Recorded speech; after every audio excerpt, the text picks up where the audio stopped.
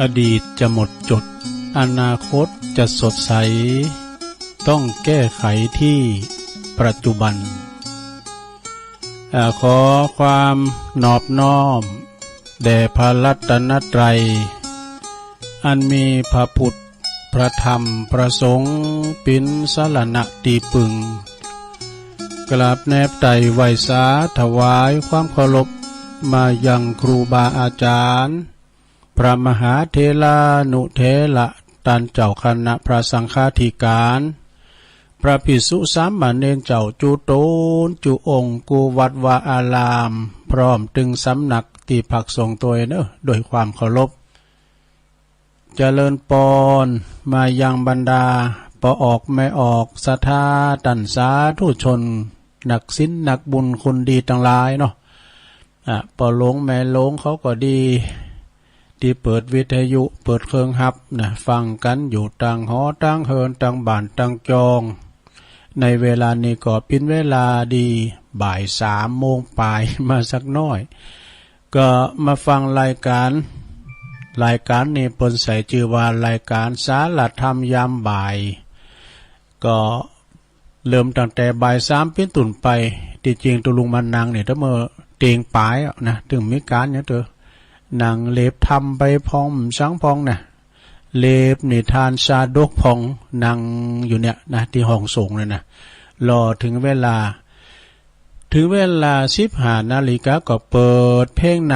ำรายการแล้วก็มาเข้ารายการนี่กับสถาวันนี้ก็ตรงกับวันจันทร์เนอะสถาที่6แล้วกันเนาะวันนี้เป็นวันห่างวันดาวันที่6 มิถุนายนเป็นวันห่างวันดาวันพุธนี้เป็นวันพระวันศีลเนอะศรัทธาญาติโยมทั้งหลายวันพุธนี้ก็เป็นวันพระวันศีลก็ศรัทธาญาติโยมก็ไปวัดไปว่ามีงานบุญหลายตีเนาะบึดในเจ้าว่าเปล่าไว้กั้มบึดจะเปล่านะคุณก่อนเพราะว่าเปล่าไว้กั้มกะตุเปล่าไว้กั้มที่มันงานมันหมิ่นแต่มาถึงวันนี้วันพุธ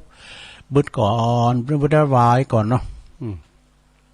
แต่อันที่ไกลๆนี่ก็เอาไปประกาศตอนเมื่อเจ้าวันพัดเนาะมาปุ๊บมาปะกันวันนี้ก็ศรัทธาญาติโยมทั้งหลายมันฮ้อนเนอะศรัทธาเจ้าแดดเสแลบดโตแดดแห้งเนอะเดี๋ยวนี้ขึ้นบดแล้วเนี่ยจะมีฝนยามขึ้นแล้วตกมาก็พอดีอยู่นะตกมา8 โมงปลายนี่กันเนาะต่อก่อนอื่นนั่นก็ขอบคุณสถานีวิทยุกันเนอะในเครือข่ายที่เปิดรับสัญญาณรายการธรรมะชงเวลา15 ถึง 17 นาฬิกาวันนี้วันจันทร์ก็ขอบคุณสถานีวิทยุคลื่นธรรมะของชุมชนวัดห้วยตองซักเนอ FM 98.75 เมกะเฮิรตซ์นะฟังโซนไต่ซ้ายไต่ก็ฟังกันไปขอบคุณสถานีวิทยุคณะสงฆ์อำเภอฝางจังหวัดเชียงใหม่ FM 102.25 เมกะเฮิรตซ์เนอขอบคุณสถานีวิทยุคลื่นพระพุทธศาสนาการศึกษาและวัฒนธรรมวัดฝายหินเนอะ FM 104.50 เมกะเฮิรตซ์เนอะขอบคุณสถานีวิทยุมนเสียงธรรมวัดบุพารามอำเภอแม่แจ่ม FM 106.25 เมกะเฮิรตซ์เนอะสถานีวิทยุบ้านทุ่งเรดิโอนะตั้งอยู่ที่ปุ่นสันป่าตองFM 89.50 นะก็ขยายเสียงไปแผ่พายขยายเสียงไปสถานทางบ้านทางจองได้ฟังกันเนาะก็ขอบคุณทางเจ้าหน้าที่ที่เป็นกล้องเอาสัญญาณไปออกในสถานได้ยินได้ฟังกันถึงหอถึงเฮิรนถึงบ้านถึงจองในยามบ่ายนะยามบ่ายก็เป็นสารธรรมยามบ่ายถ้ายามค่ำก็สารธรรมยามค่ำทำเมื่อคืนก็อูจ้าภาษาธรรมไปเนาะอันนี้มีชุดวันในลงเนอะฟังกันไปเถอะเนอะแต่ว่าพักตอนบ่ายในคุณฟังก็จะบ้านนักดมเจ้าปนกับไปเยการเยงานก็ว่าตัวไปมาฟังตูลำเหรอไปสวาหากินพออากาน้อมเจ้ามันได้ลุกไปไหนมันได้ลุกบนฟังกันนะซ้ายก่อนแน่นแต่เมื่อแรงนี่ก็ห่างพองเหมือนกันเนอะศรัทธาญาติโยมก่อนพี่ยังนะถึงเวลาตุลุงเปิดซ้ายก็เปิดป้ายถ้าไฟมันโทรมาตุลุงก็ไปนะ อูไปอย่างนั้นวันนั้นขอบคุณเด้อวันนั้นเนี่ยเปิ้นมาทำบุญเพราะว่าถ้าตู้เจ้าว่ามเจ้าเนี่ยมันได้ยินเนี่ยเนาะรับลูกควายหน่อยนึง เดี๋ยวผมจะฟังอยู่จ้านายประสิทธิ์นางเรนูชัยวงศ์เปิ้นอยู่บ้านห้องบ้านร้องนะสารปีบ้านร้องสารปีถวายปัจจัยแล้วก็ทายทานไปหาเทวบุตรเทวดาปอเกิดแม่ธรณีเจ้าตีเจ้าแดนตัวเอาสาโหดมาทานตัวสาโหดนะสาโหดเข่านะกะเปิ้นสารเอางามแหละนางสาววิจิตราชัยวงศ์ตัวนะทำบุญหนึ่งวันไข่วันเกิดของคุณแม่เรนูตัวเนาะขอบคุณเด้ออันนี้เนี่ยเจ้าผมได้ฟังเพิ่นว่านะเป็นคุณกะคุณคล้ายกับลูกควายของอ่ะเปิ้นไปกัดไปลีวันนี้นี่สดาญาติโยมทั้งหลายเนาะก็ต่างอกต่างใจก็จะเอาธรรมมาเทศศรัทธาญาติโยมได้ฟังนะศรัทธาที่อยู่ตั้งบ้านตั้งจองเนาะพอลงแม่ลงดีเดินเหินไปไหนมาไหนบ้าใดนะก็ฟังรายการตึงหลายคืนเนาะช่วงเวลา3 โมงเนี่ยนะก็ฟังกันไปสอบตั้งใดก็ฟังตั้งนั้นเด้อเดี๋ยวไหนมันดังวับแวมบ่ได้ยินทีก็ไหลไปดีอันได้ยินทีพุ่นนะแล้วก็ระมัดระวังไปหน่อยเด้อศรัทธาญาติโยมเนาะไปที่ไหนตั้งใดก็ดีนะอย่าไปประมาทกาดจะไปตกโรคภัยไข้เจ็บนี่มันก็ย่ำหายตัวนะศรัทธาโรคไข้หวัด19โควิดนี่นะก็ได้ยินข่าวว่าดาราหนังเนี่ยสุริยาชินพันธ์เนี่ยเป็นดาราหนังก็เสียชีวิตโดยโรคภัยไข้เจ็บเนี่ยนะฉะนั้นเขาก็จะไปประมาทกันเด้อคุณเฮาเตียวดุ่มเนาะชำเตอก็มันโรคภัยไข้เจ็บมันแสกคือว่าภูมิต้านทานเฮามันแห้งก็ดีหน่อยนึงนะโรคภัยไข้เจ็บมาแทรกแซงก็บ่ได้แต่ว่าภูมิต้านทานเฮามันอ่อนไปอย่าเฮาคนเฒ่าซวอย่างตุลุงเขาอย่างนะก็ขอระมัดระวังตัววันนี้ตุลุงก่อนน้อมนำมรดกธรรมปื้นเมืองเด้อสารธรรมคำสอนปื้นเมืองตามคำขอจากขอฟังจากปินันจันนะหรือว่าปินันซิกใหม่ น้องเขียดหนึ่งเพราะว่าขอฟังทำตุลุงยังทำยังบางแล้วนี่ก็เตะทำตายบ้านเนาบาดตายวันนี้ก็อย่าถือนุ่นงิ้วเฮือติวหินผาเนี่ยเป็นจะใดอย่าถือต้นอย่าถือนุ่นงิ้วเนี่ยมันเบาหรอกนะแล้วก็เฮือติวหินผาเปิ้นเปรียบใจเฮานะศรัทธาญาติโยมเปิ้นเปรียบเป็นใจเฮานะหือนักแน่นเหมือนหินสีมาว่าไปใจเบาไปหูเบานะเปิ้นว่าอย่างนี้ก็ฟังต่อฟังหูไว้หูก่อนนี่กันเนาะก็เดี๋ยวจะเตดนะมันมีนิทานธรรมตัวเด้อ มีนิทานธรรมด้วยนิทานอย่างดูโอ้นิทานเรื่องกระต่ายตื่นตุ้มกระต่ายตื่นตุ้มนี่เฮาได้เห็นได้เมื่อเป็นละอ่อนนักเลนเนาะศรัทธาก่อนนี้นักกะสมัยเป็นละอ่อนเจน1เจน2นั่นน่ะศรัทธายังจำได้เด็กเลี้ยงแกะนี่เด็กเล่นแกะนี่บดีมันโกหกหาว่าม้าป่ามาคบแกะมันว่าปวดห้องคนเฒ่าเพิ่นก็ล้างบกสวนกับพองก็เอาคอบกพองก็เอาจอบเอาเสียมเลยกะจะไปไล่ติดหมาป่ามันมากินแกะเพิ่นมาถึงแล้วปวดตบมือไข่โหว่าปวดโอ้ปินดีเหิดสู่ตกแฮมวันนึงก็มาแต่กะหมาป่ามากินแกะได้กะปวดไปห้องไหนก็ได้คุณเฒ่าคุณแก่เจ้าบ้านก็ไปมาสักคุณมาจะบอกกินแกะไปหมดแหละตายก็มีเนี้ยก็มีไปถึงบ้านแม่มันสัมตีแถมเนี่ยอันนี้ก็เด็กเล่นแกะแล้วก็ก่อนก็มีม้ากับเงาเนาะม้ากับเงาไปลากเอาจีนที่ในกาดแลนมาก็ขามโคกหันเงาตัวเก่าหมดโตกาบมานั้นซ้ำปดโตซ้ำใหญ่หรือเก่ากันนะเน้อนะกระโดดลูกน้ำไปมีเนื้อก็หายบ่ได้กิจกรรมโลภมากลาภหายเมย์ยามตุโอ้เมราชสีห์กับหนูทางนู้นก่อนนะยังจำได้ดีนะราชสีห์กับหนูนี่ก็เป็นนิทานทางนั้นเนี่ยเป็นว่าอย่าข่มเหงเต็งเต็กเปิ้นแม้ถือว่าเปิ้นจะหนุ่มจะน้อยด้อยวาสนาการศึกษาบางทีอาจจะจุยอย่างพญาเจ้าป่าเนี่ยเนาะราชสีห์เนี่ยเป็นเจ้าป่าดู ยังถูกบงแห้วของนายผ่านหนูนะดูมาคบเจอกับมันปุ๊ดราชสีห์กับหนูกาแล้วก็เรื่องอย่างหลายอย่างเด้อปอกับลูกเรื่องไม้ไผ่เนี่ยลูกมันพิษกันปอก็เลยเอาไม้ไผ่มาฮักนะ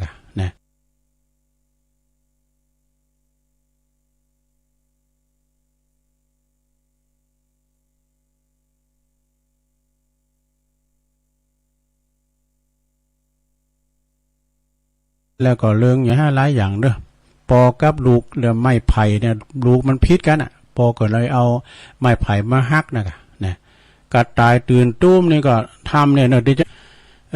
วินนี่ทำเหมือนกันเนอะถ้าญาติโยมทั้งหลายอันนี้ก็กระต่ายตื่นตุ้มเนอะอย่าถือนุ่นงิ้วหืดติ่วหินผาเนี่ยพิจารณาตัวลุงจะเตะทำกันเนอะสัทธาญาติโยมทั้งหลายแล้วก็ตอนทำบุญนี่ก็จะได้เราชาดกนิทานทำสักเรื่องสองเรื่องยาวเหมือนกันเนอะสัทธาเนาะ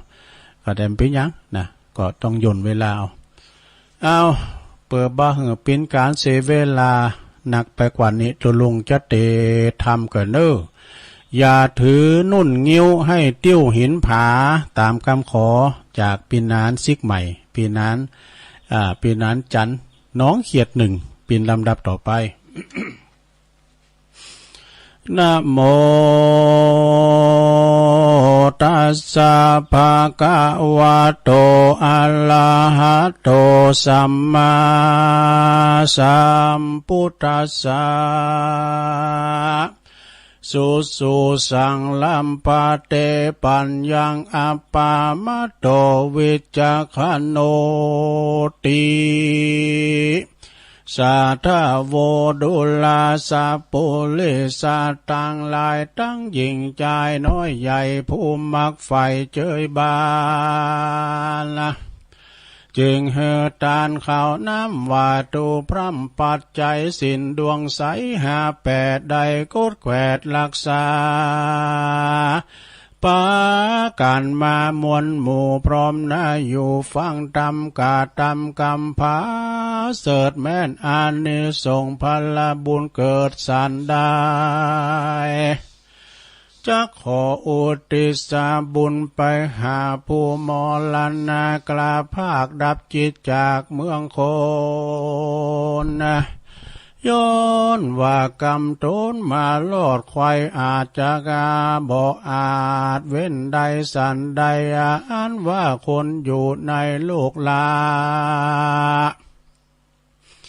ย่อมความนาเป็นผีคือตายยานิจูปูบ่เว้นกู้ยิ่งใจต้านต่างลายใหญ่น้อยจงไฟห้อยฟังธรรมจงดาจำฟังที่เอาเป็นที่สอนใจเราจักไข่ก่าวจีเหือแจงที่ตามลายดังพระมุนเนนายที่ไวเตสนาวายาเมินมาบัดนี้แด่เธอสัทธาอันว่าสัพพัญญูปะพุทธเจ้าตนเป็นเก้าศาสนานำมาสัตตามวลมากเฮใดพ้นจากมารภัยเตสนาใครบอกเล่าเฮลูกเก้ากองดีได้เว้นในกรรมบาปอันกลาหยาบจังไรกันว่ามี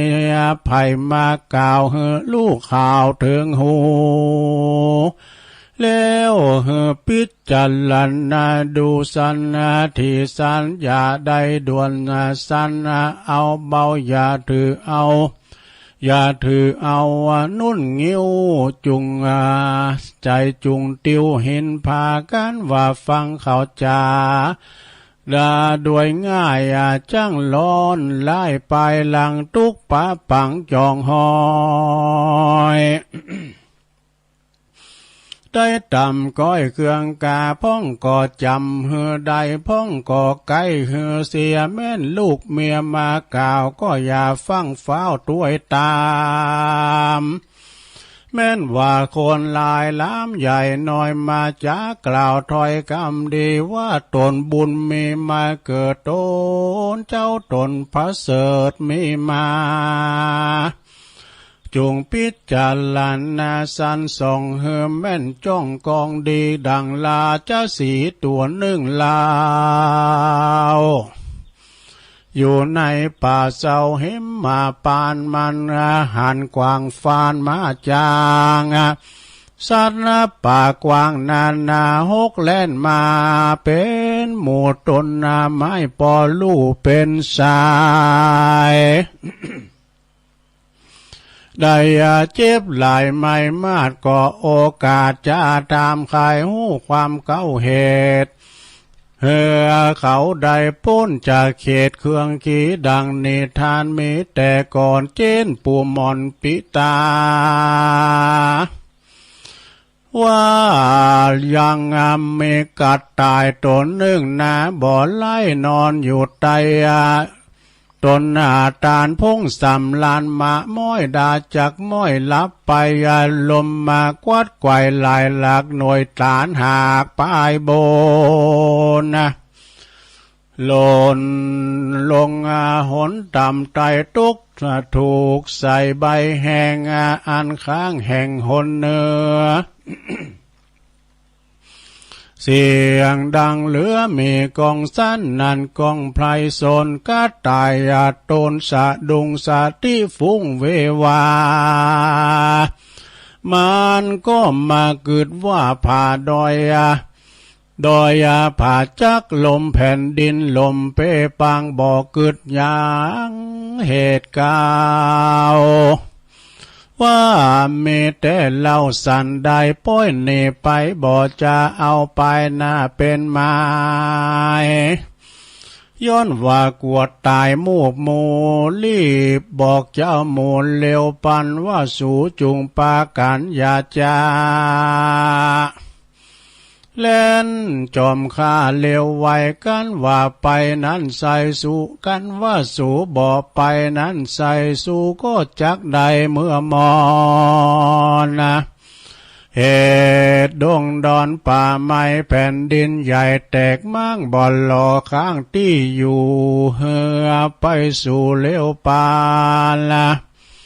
ย้อนว่าข้าหันสันที่บ่มีที่สังกาจึงเล่นมาสู่โลดอิดหิวหอดดาตายสัตว์ต่างหลายน้อยใหญ่อยู่อันอยู่ป่าไม้ดงดานคือว่ามีตึงกวางฟานแลดสู่วอกก้างหนูหมูและนางนี่จุ้มเสื่อมเมหยาบจ้าจังงาจ้างมางัวควายหมูป่าหลายละเลื่อนกาติงเถื่อนดงตันได้ยินมันเป่าร้องสั้นนันกองแดนไกลก็ใส่ใจเป็นมันเก่นว่ามีแม่นเป็นไม้ต่างก่อกลัวตายจู้ผูเล่นสะสู่สะสนก็ตายตนหยาบจะเล่นก่อนหน้า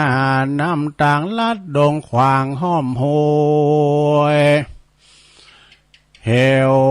ลิงช่วยพาจันไม่ดงตันน้อยใหญ่ฮักลุ่มควายเปปังมีเสียงดังคระคลืน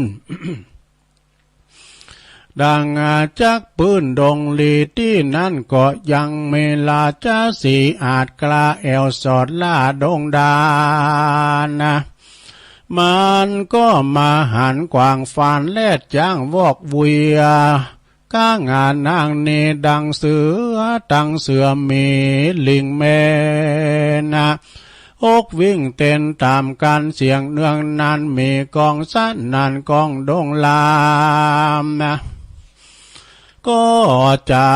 ถามใครหูว่าสู่มวลหมู่ต่างหลายเล่นพาภายสะสาวจักไปสู่ดาวแดนใดหรือเมภายน้อยใหญ่เดือดร้อนไม่สั่งจาสูงจุงใครจะบอกลาว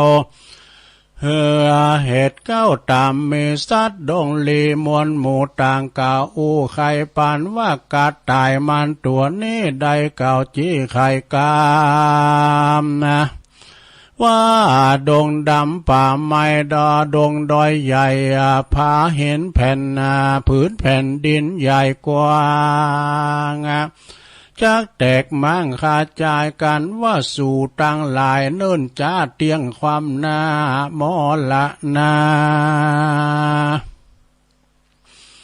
ก็ตายจ๋าบอกกล่าวก็ฟังเฝ้าภายพันเล่นตัวกันมาบ่จาเยียวกลัวความนาตายนี้ราชสีอาจกาก็บอกได้จะถามว่าดุลาก็ตายดงลามตัวปูมึงได้รู้และหานว่าในดงตันใหญ่กว้างแผ่นดินแผ่นดินถล่มมั่งในจ่าจริงใครจะบอกกล่าวอูเฮเจ้าหมู่ตั้งหลายกูนี่ไม่ใครพอแจ้งต่อกับตาจุงไกกาปอกเต้าไปที่เก่าบัดเดียวก็ตายดงเขียวหยาบจ้ามันก็กล่าวกำไปว่าข้าแด่เจ้าดงไพตัวอาจข้าก็บ่มรณาถเป็นผีย้อนฟังเฝ้าหนีกลาพลากจึงพ้นจากตั้งตายข้าบ่ไม้ขึ้นสู่ยังที่อยู่เดิมตีลาเจ้าสีเถินทองก็ส่งเสียงร้องเลี้ยวปาละข่มขันหนาบมันบอกจาว่ากูจะฆ่ามึงตายมึงอย่าหมายเล่นลีไปอยู่ที่แดนได้ก็ตายดงไผ่ก็ตายดงไผ่นั่นใส่กันลาจะสีใหญ่ข่มขันหนาบสันทาถาบยินกลัวก็กลมหัวหมอบอยู่บ่จ้างอูกำจากำใดแล้วก็ฟังเฝ้าไปตังนาป่าเจ้าป่าลาจะสีตังสัตว์ดงเลน้อยใหญ่หมื่นตัวใดเป็นตาลารีบไกกาไปสู่ยังที่อยู่ต้นตาลก็ตายดงดานั่นแล้วก็บอกเล่าตามเมราเจ้าสีขวาดรู้ว่ากระตายลับอยู่สำราญนะมีหน่วยตานตุกใส่ใบตานใหญ่อันแห้งเสียงดังข้างอยู่แจงหนเหนือเสียงดังเหลือใจจะดังฟ้าผ่าลงมาก็ตายเนนาลับอยู่บอกขวาดลู่คิงตนใจเววนไว้วันกึดนาดอยกึดดอยลั่นจักทันลมปัดทวิลมทลายยินกลัวตายมูบมูจึงบอกเจ้าหมู่ปัดเดียวต่างรีบเร็วเล่นกว่าลัดดงป่าลัดดันป่าดงนาเหตุสัตว์นาน้อยใหญ่บ่พิจารณาควายหันสายต่างใส่ใจแม่นามันว่าเหตุอันนั้นมีมามันดังมันจาก่าวอูจึงเล่นสะสู่สะโซนโกลาหลอันใหญ่เกิดขึ้นไข่ล่วงลายพ่องเกาะวำวายม้วยม้างพ่องเกาะที่หล่อข้างลำบากแข้งขาหากุ้นก้านเตียวย่างหานเสสามตุกปักขำจองหอยได้ตำก้อยเครื่องกีราจะสีเจ้าป่ารู้แจ้งกว่าจุอันก็ไข่ปันบอกลาวสัตว์ป่าเศร้าดงลีได้รีบหนีคืนสู่ยังที่อยู่ภัยมันก็มีหันแหลนามูลสาธามวนหมู่อันพร้อมอยู่ฟังธรร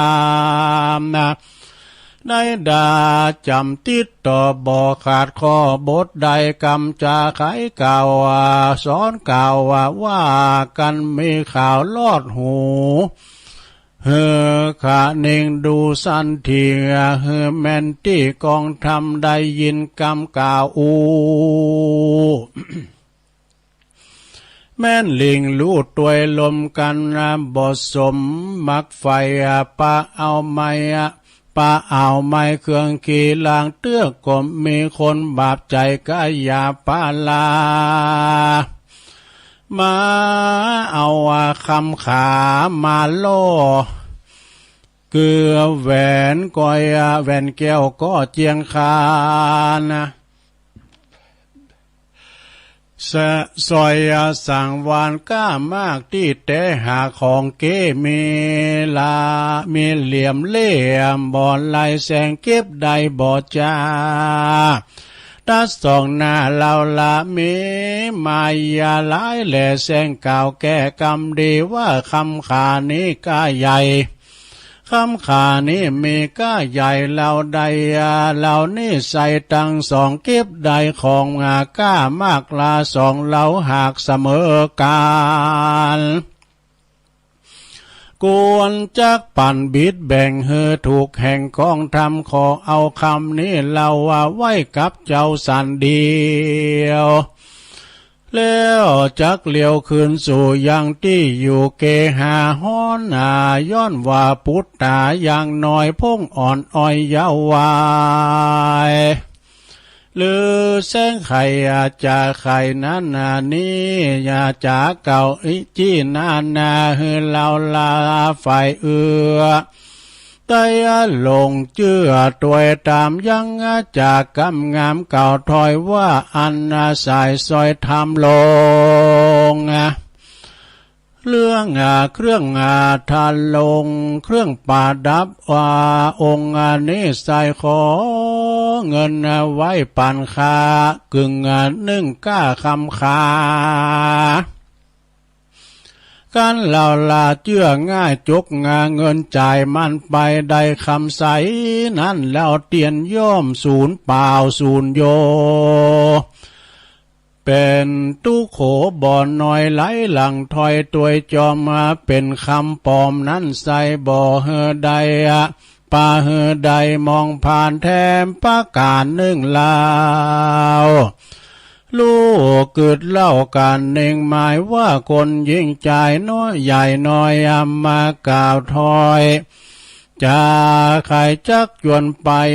นั่นนี่ทำมาง่ายทำงานที่สบายเงินเงินเดือนหลายจักได้กวนกึดไข่ไปยาวแม่นด่วนเปล่าหาวหาดรีบฟังลีกฟังเฝ้าตัวตามมาจักตุกตามใจเมื่อซอยได้ตามก้อยทาโลนการพอตนตัวเก่าว่าเราเนี่ยเล่าสันใดคนใกล้ไก่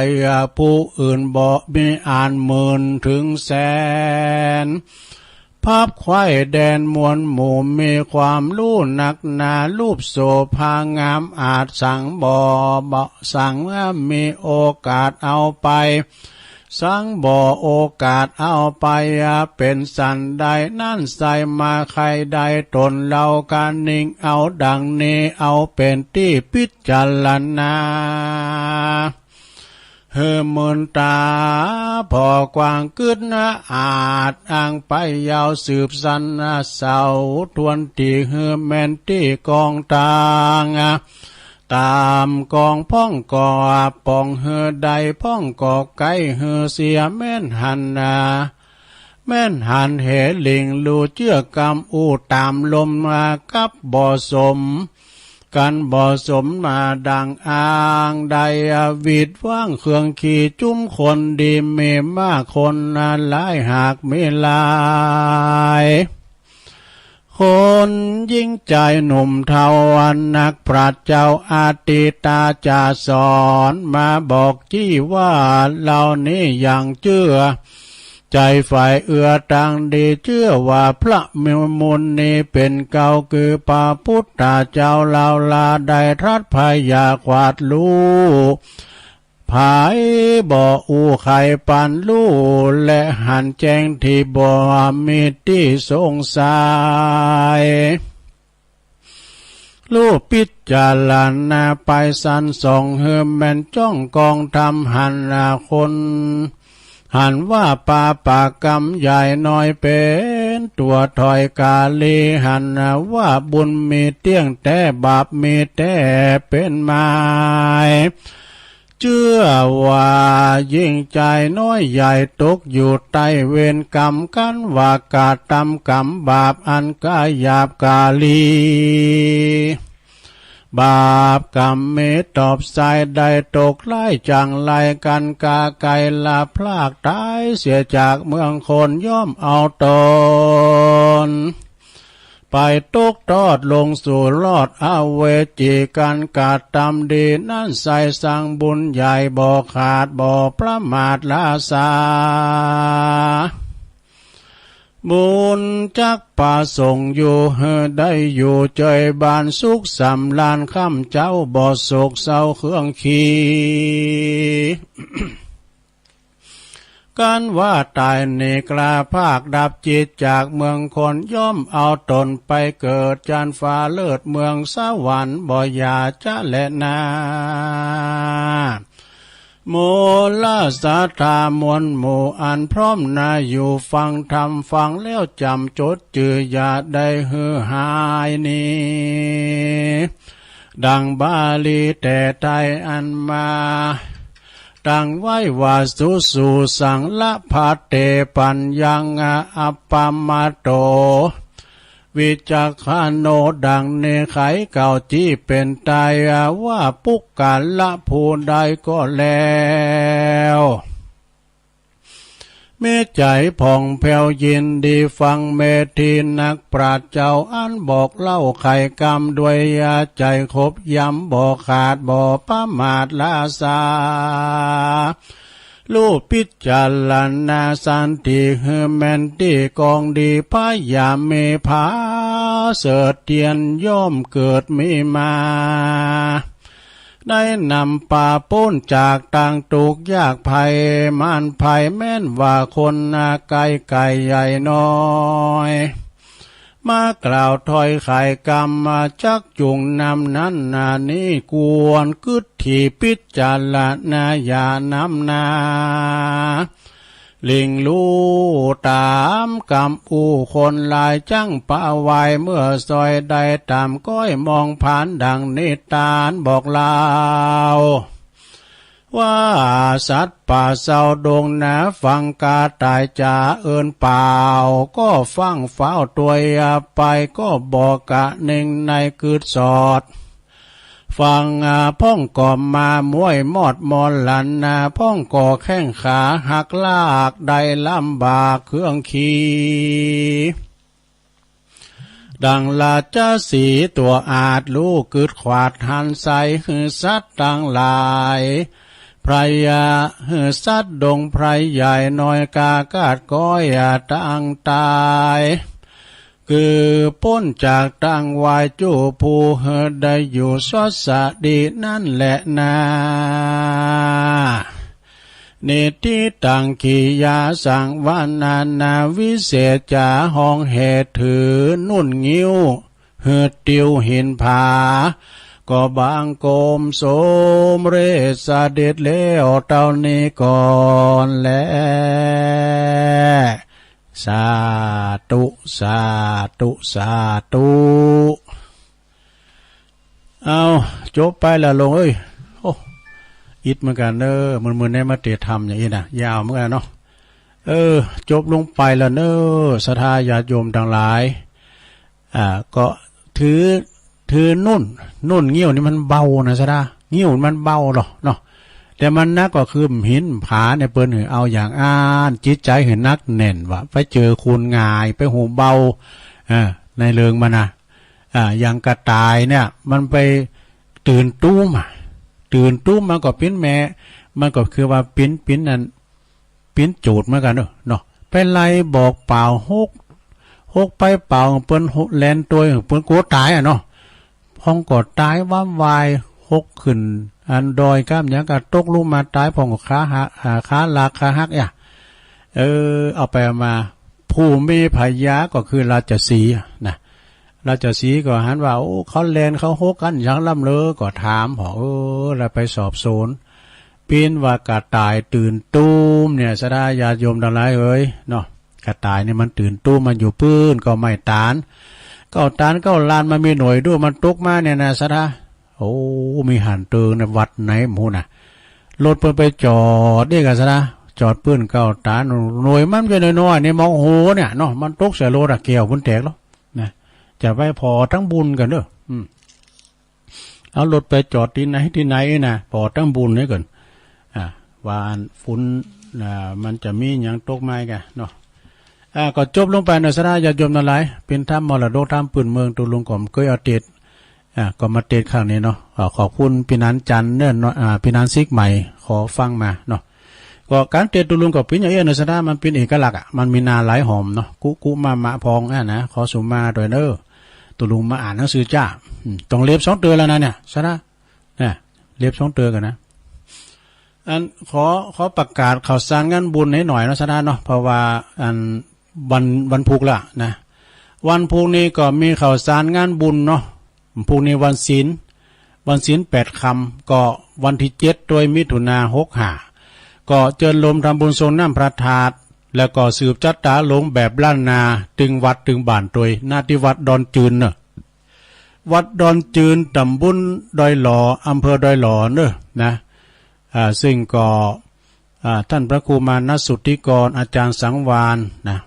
ตุลุงก็จะได้ไปความจริงก็มีหลายตีแต่ว่าอันนี้มันตำบลเดียวกันอยู่คือก่อมดีเนาะพบกับทีมงานของ PS Sound มีซองฟังแล้วก็ทรงน้ำวันคำเนอะขอบคุณทางปอเลียงสุวัฒนะแม่เลี้ยงละเอียดนะคนทนแล้วก็ปอเลียงเบิ่มแล้วก็แม่เลี้ยงสังเงียมอุ่นอารมณ์เลยเนอะเป็นเจ้าภาพโคศกวะเป็นกุปีอันนี้เป็นเปิดร้านอาหารขายของอย่างต่างๆเนาะตีเหล่าป่วยขอบคุณเนอะแล้วงานต่อไปสดาญาติโยมเนาะอันนี้ประกาศโดนเนี่ยได้นะเนาะวันที่7ทำกรรมเลยเนอะพวกในนาทีวัดป่าล้านเหนือเนอะป่าล้านเหนือตำบลสันติสุขอำเภอดอยหล่อก็จะมีโซนน้ำผัดถาดเหมือนกันเนี่ยพระครูปิยศิลวิเชียนนะกูเตอตุลุงก็เคยไปโจยเหมือนกันแต่มันแตกกันหลายตีนะก่อนนี้ไปก็เริ่มจัดงานกันแล้วเนอะสดาญาติโยมทั้งหลายนะแล้วก็ประกาศทำ3 งานประกาศ3 งานวัดนะ1วันที่16 มิถุนายนเนอะเวลาก็15 นาฬิกาคือบ่าย 3เพิ่นจะมีการวางศิลาฤกษ์พระธาตุเจดีย์นะวัดพระครูหลังวัดพระสิงห์วรวิหารเชียงใหม่กลางเวียงเชียงใหม่เนอะกลางเวียงเชียงใหม่พุ่นนะเพิ่นจะวางศิลาฤกษ์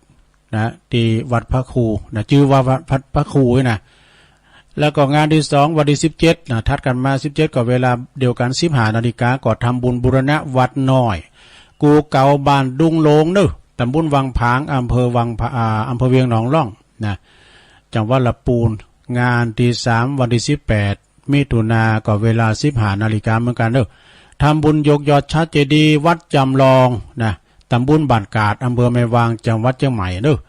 อันนี้ก็ข้าบดีเปรียกว่าผู้ใหญ่ใจบุญในทุนใจดีนะตระกูลกิ่วแก้วโดยคุณแม่จันฟองกิ่วแก้วโดยคุณเชิดพงษ์กิ่วแก้วโดยเนาะวันที่10ก็ไก่มาเนี่ยละนะ10ก็มิถุนาเปิ้นจะยกจอฝ่าวิหารวัดวังผางเนอะวัดวังผางนี่เปิ้นก็บูรณะวิหารงามเนาะเปิ้นจะยกจอฝ่านะวันที่10 มิถุนาเนอะนะวันพุธวันฮือเนี่ยนะซะนะ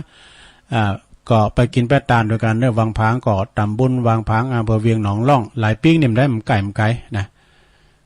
งานต่อไปทำงานหนึ่งนะสดาญาติโยมอันนี้ก็งานเดือนเก่า งานเดือนเก่าวัดน้ำดิบโลงเนอะน้ำดิบโลงนี่เปิ้นก็มีงานประเภทนี้เก่าเดิมนะงานเดือนเก่าวันที่7พวกนี้เหมือนกันเนอะที่วัดน้ำดิบโลงงานเดือนเก่าเปิ้นจะมีทรงน้ำพระธาตุเนาะแล้วก็ ศรัทธาญาติโยมตอนเจ้าก็มีการทำบุญตักบาตรได้กับเปิดโอกาสให้ศรัทธาได้สละสลงสงน้ำพันทานกันอันศักดิ์สิทธิ์ของวัดโลงน้ำดิบเนอะจะมีคณะแห่3 สายศีลจากอำเภอสันป่าตองเนี่ยเปิ้นบรรเลงวันคำเนอะแล้วก็เครื่องแห่เทคเบสนักแน่นๆจากทีมงานของป๋าเบิ้มเพชรพลอยมิวสิกเนอะปุตโตอันนี้ก็ดังเนอะเครื่องเสียงเปิ้นดังนะโอ้มีเทคด้วยเนอะศรัทธา ไปรวมทำบุญกินต้านกันแล้วก็งานวัดน้ำดิบนี่ไปจะหับเป็นสภาพสังนี่ก็สังตุเจ้า1,000 สังเน้น500ติดต่อได้ท่านพระประหลัดรัตนยูวัดรัตนวโรเจ้าอาวาสเนอนะวันที่เก่าทำกั้มนี่อันนี้ได้ยินกันนะบวงสรวงนะคุณน้ำแม่ลาวปุ่นดอยนางแก้วอันนี้ก็ประกาศทำกั้มเนาะวันที่เก่าอันนี้ก็ลานปินรายการประกาศโดนเนาะศรัทธาญาติโยมทั้งหลายประกาศโดนแม่นะศรัทธาญาติโยมได้รับฟังกันนะเดี๋ยวตะลุงถ้าตักตังลายก่อนเด้อก็มีโอ้เจ้าภาพปีนั้นแสงจันทร์เหลี่ยมตีเปิดขอฟังธรรมเจ้านะกำลังใจเด้อตะลุงขอบคุณเด้อขอบคุณปีนั้นจันทร์ตุยแล้วก็กันธนีสายยะกันธนีสายยะนี่เปิ้นอยู่ตั้งใดเปิ้นอยู่ตั้งใดเดี๋ยวกันเด้อซะได้แล้วก็มีต่อไปก็มีเปิ้นสูงมาแม่หลงสายฝนจันทร์กุลนะพี่น้องหลายปิ้งเนาะน้องผ่าขาวโยมคุณโยมปียุพินหอมมาลาจากแม่อยู่หักนึแม่อยู่ก็ในกลางเวียงเชียงใหม่คุณแม่สลินทิพย์เนาะบุญเลิศเปิ้นอยู่ปุ้นกรุงเทพปุ่นเนาะและกลุ่มเทพาลักษ์เด้อกลุ่มเทพาลักษ์กลุ่มวิทยุว2ว8แล้วก็ลูกศิษย์ของปูนนำดิบน้อยดงนิมิตโดยตุปิโจ้ด้วยนะขอบคุณตุปิโจ้อันนี้เปิ้นอยู่เมืองฝางนะเปิ้นคุมเสียงตุปิเลินเขานะป้าวรนาตัวเนอร์แล้วก็แม่อำพันธ์ยานาตานบันวายโดยแม่จันทรป๋ามีตัวเนอร์แม่จันทรก็ไลน์มาเนาะก็เดียวกันเนอร์แล้วบอต่อแต่นั่นก็มีโอ้ชวลิตสมตันท่านประธานที่เคารพอันนี้ประธานห้องศูนย์หนองตองพัฒนาเนอหรือว่าลุงมูเซอร์ดำสกาย3โอ้เจริญปอนเนอหัวหน้าเปิ้นโทรมาให้กำลังใจจินดามณีเนอแล้วก็มะลิวันแม่แดงอัมพรฟ้าประธานโยมผ่องสีแก้วฟั่นแล้วก็มีแม่พันธาวนะเนี่ยแม่พันธาวนะนี่เปิ้นอยู่ปุ้นอยู่ดอยสะเก็ดเนาะสายแรกเข้ามาแล้วนี่เจริญปอนโยมเจริญปอนติดแล้วเจริญปอนเข้ามาใหม่ผักสายไปละเจริญปอนเปิดสาวเจ้าตรุงอุ้ยอินมาแล้วแม่อุ้ยอินฟังอยู่นะมาสับเสมอเจ้าพี่กำลังใจตรุงนะเจ้าอุ้ยอินไม่สับเสมอมาแล้วจะเปิดสายรอบแรกสัก 3-4 สายเดี๋ยวเราผักให้กำเดี๋ยวถ้าเรานี่ทานเด้อสถานเด้อเดี๋ยวถ้าเรานี่ทาน2 เลึงด้วยกันเด้อเดี๋ยวนี่ทานเรื่องพยามารก็มีนะ อันนี้ก็เล็บละนะเป็นอันนี่ทานชาดกในธรรมนี่กะออกในธรรมนะเจริญปอนโยมเจ้าอันนี้โยมแม่โบคำเนาะเจ้าแม่โบคำอินตยศอันนี้บานดอยหล่อเนาะเจ้าฟังชัดเจนดิเจ้าชัดเจนเลยเจ้าดอยหล่อก็จะมีนอกงานเนาะเจ้าปูนวันที่22บ่ก่อนเนาะวันที่22เจ้าที่วัดพระบาทอุดมก็วันที่22เหมือนกันเด้อพระบาทอุดมนำบ่อสาวาเข้ามาใหม่เด้อเข้ามาใหม่ตัวลุงกดว่างไว้เข้ามาใหม่สายเจ้าเข้ามาใหม่0899556506นี่ก็เดี๋ยวถึง4 โมงแล้วก็ย่างให้กำตัวลุงก็จิบน้ำเตียวไปเตียวมาอยู่ศีลอยู่ซ้ายก็มาว่า นิทานนำกั้มเนาะเจริญปอน จะได้จ่าจ้าตัวเหลือง เนี่ย แม่ซีทอนในเสียงป้อยดีแม่ซีทอนกะน้องโบนะน้องโบใช้ปากการนู้นเนี่ยใช้ ฟั ปาง ก กัน กา แต่ ร เริ่มแรกแล้วแน่ชัดเจนที่แน่ตัวเหลืองวันนี้ขนาดเดิมอ่ะ โอ้ฟังพระบาทอุดมเนาะ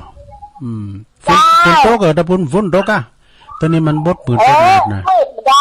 ฝนตกกับ มีตกขึ้นแล้วนิดหน่อยเองได้ มันมืดนั่นเดือนเนี่ย ก็ถ้าจะเอาอยู่เนอะมันไก่มาเนี่ย ทหารขนาดเจ้า ขอบคุณเนอะแม่สีทอสาธุแม่สีทอนี่เปิ้นอยู่น้องบัวชัยปากการ ฟังเด้อ แม่จันโสม เจ้า โอ้อันนี้น้องปูนหลังกาดแม่สาวแม่จันโสมเนาะ เจ้า อยู่ที่ไหน เดี๋ยว เนี่ นี้ ย อยู่แม่ค โอ้ ำ เป็น อ ไง ยู่ลุยบอล ก็ฟังทางใดฟังทางอินเทอร์ ฟั เน็ต ฟังโน้ตบุ๊ก โอ้ดีกะ ในหูเวลาอยู่เองอะ นึกว่าดาวสุ่มโทรมาอีก ดาวสูง บ้านอำเภอหยังก่อนอำเภอแม่สายอ่ะ อำเภอแม่จันทร์ โอ้แม่จันกับพี่น้องไม่ร้ายเนาะพี่น้องไปอยู่ทั้ง เจ้าใกล้ๆแม่คำตัวเปิลนะจ๊ะพี่น้องก็ลุงวินี่อ่ะ แม่คำซุปเปอร์น่ะแม่คำซุปเปอร์ก็บ้านป่าสร้างเหรอปดโต เจ้า บ้านป่าสร้างก็มีนาน่ะปุ่นอ่ะพี่น้องไปอยู่ทั้งปุ่น ประสังแม่จันทร์เนี่ยจ้ะ แม่จันนั่นน่ะไปเล่นท้องอินเขาน่ะก็อยู่ปุ่นอ่ะคันทุลาเพิ่นไปขายไฟเพิ่นแปลงบ้านแปลงจ้องบ่ไปพี่เคยบ่ เจ้า ขอบคุณเด้อกำลังใจอุ้ยหมอนด้วยสาธุกำลังใจอุ้ยหมอนด้วยเนอะอายุหมันยืนยาวนะอุ้ยหมอนเนอะเจริญปอน เจ้าตุลุงฟังอยู่เนอะเจ้า อันนี้ตังใดไม่ทราบว่าล่ะ มาใจเจ้า แม่พันโอ้เสียงเหมือนกันได้แม่พันป่าบุ้งเวง วงเวียงเจ้าตะกี้นี่ฝนตกนะตุลุง โอ้ฝนตกดี หยุดไปละเดี๋ยวนี้ตกจะหนักเหมือนกันนะ พอดีมันเย็นดี เจ้า โอ้ฝนตกเนี่ยมันจุ่มอะไรก็เขียวมาหมดอ่ะ สัก2 โมงเนี่ยตกเขีย โอ้ดีแล้วกันขอบคุณแม่พันเนอ เจ้าเป็นกำลังใจนะเจ้าตุลุงฟังอยู่เจ้า พี่น้องมาฟังประกอบฟังส่งกระแสเสียงไปดังปอสมจิตเนอะปอจีเขาตุนนุนอ่ะเจริญปอน เจ้า แม่ยังรายงานตัวเลยแม่ยัง โมจักค่ะนี่มาใหม่นี่ เจริญปอนอยู่ที่ไหน มีกำลังใจเนอะ โอ้ขอบคุณหลายๆเนี่ยคุณยอมเหมือนกัน อยู่ เนี่ย ให้ดุงเจ้า โอ้พี่น้องให้ดุงนี่ดูโอ้ไกลๆยันนี่ก่อให้ดุงตำบลนำดิบตุลุงก่อมหู้แลมมาใหม่เนาะตำบลนำดิบอำเภอปากซาง ตุลุงหูจักก็ดีแหละเจ้าก็มีแต่โทรหาเนอะ สาธุก็แล้วเนี่ย หูจักจะดีแหละแล้วเจอเขาก็จำเสียงบ่ได้มันก็ขั้นแรกนี่ก็ไปจอยงานน่ะเหรอให้ดุงซบตุนาเจริญปอนโอ้เป็นนั้นจันเหลบมันแล้วนั้นซิกใหม่หน้าฟังเขาเตะถึงเราแล้วเจ้าขอฟังมาเนาะถ้าน้องหลองนึงไปขอลุงป่าพวกนี้ไปทางพี่น้อยต้องทำว่ะขอลุงป่าพวกนี้ไอ้ก็พอลงป้าครับอันนี้ก็สาธิตได้ลังนกผมที่นอนอยากยินดีพี่นานเลยสนใจแล้วครับใช่ขอบคุณหลายๆต่ออันนี้เป็นพี่กำนันกันเด้อสนาเด้อพี่กำนันนะโทรมาเนี่ยวันนั้นผมมาแปลงเสาวอเจริญปอนมากับพี่ลูก เจ้าเรื่องเป้าเนอะเจ้าแม่ชีกันธนีอ่ะเจ้าใช่แล้วเจ้าโอ้แม่ชีกันธนีมาละเจ้าที่ใต้ทหารตะกี้น่ะเจ้าเวียงป่าเป้าเจ้าฟังอยู่เจ้าสัจเจนดีฟังกับโทรศัพท์เนอะเจ้าโอ้ฟังเดี๋ยวขอบคุณแม่เด้อเจ้าสาธุเจ้าเอาทำสายเนาะฟังอยู่เจ้าเอาทำสายเนี่ยเดี๋ยวพาไปคำเจริญปอนเอาไว้ครับโอ้เนี่ยมาแล้วอันนี้ปอนบุญเมนะ แม่ครับ อากา ผม ปอบุญมีนี่เปิ้นก็อยู่อันเมืองกลางเด้อเมืองกลางฟ้ามือฝนนะเด้อหน้ากากเขาโตดีโตงามเด้อเนาะ ครับ ถูกกับวันศีลงานบุญหลายตี ครับ บางครั้งแต่ถ้าเจอเรื่อง โอ้ขอบคุณเด้อขอบคุณเด้อ กับวันสาคุณลุงเด้อวันสา เรื่องทำงานหนึ่งก็เดี๋ยวจะประกาศเด้อปอบุญศรียานะเพิ่นก็ฝากประกาศมาวัดห้องหาเพิ่นจะมีงานก็เดี๋ยวก่อนเจ้าเอาไว้นี่แต่มีไหนนะ เอาให้แต่อีกกันเด้อสถานเด้อตุลุงก็ยอบย่างตามระเบียบก็เดี๋ยวมาปะกระทำกรรมเนาะส่งที่2สุดท้ายเจริญปอน